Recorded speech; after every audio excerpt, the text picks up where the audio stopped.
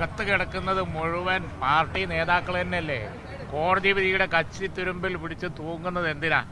അകത്ത് പോയവരൊക്കെ പാർട്ടി നേതാക്കന്മാരാണ്. അതിന്റെ അപമാനം കൊണ്ട് തല കുനിക്കുകയാണ് വേണ്ടത് അവര്. എന്നിട്ട് ഏതെങ്കിലും ഒരു കോടതി പറഞ്ഞ കച്ചിത്തുരുമ്പ് തൂങ്ങിയിട്ട് എന്താ കാര്യം? ഒരു നടപടി പോലും പാർട്ടി നടപടി പോലും എടുത്തിട്ടില്ല.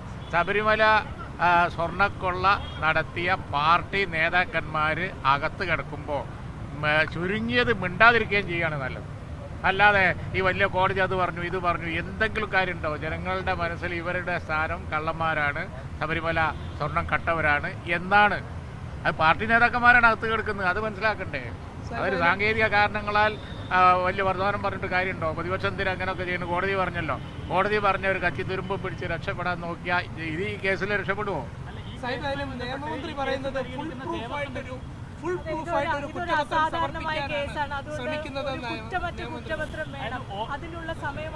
കോൺസ്പിറസി പാർട്ട് വന്നിട്ടില്ല.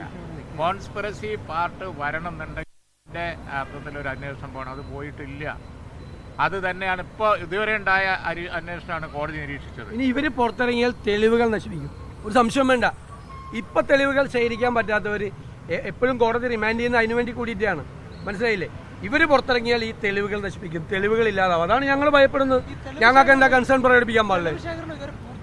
ഇല്ല, ഞാൻ ഇവിടെ കഴിഞ്ഞ ആഴ്ചയല്ലേ മറ്റേ പത്മകുമാറിന്റെ തിരുത്തിയത്, രേഖകളിൽ തിരുത്തിയതിന്റെ ഫോറൻസിക് എടുത്തത്. എവിടെ പോയിരുന്നു ഇത്രയും ദിവസം? ഒന്നും ചെയ്യുന്നില്ല. കാരണം ഏത് സ്റ്റെപ്പ് എടുത്താലും അടുത്ത പ്രതികളിലേക്ക് വരും, പ്രധാനപ്പെട്ട പ്രതികളിലേക്ക്. അവരെ രക്ഷപ്പെടുത്താൻ വേണ്ടിയിട്ടാ. ഈ തെരഞ്ഞെടുപ്പ് കഴിയുന്നവരെ ഒന്നും നടക്കാൻ പോകുന്നില്ല.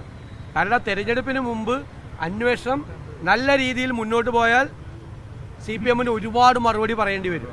ഒരുപാട് പ്രധാനപ്പെട്ട നേതാക്കൾ അകത്തു പോകും. അതുകൊണ്ടാണ്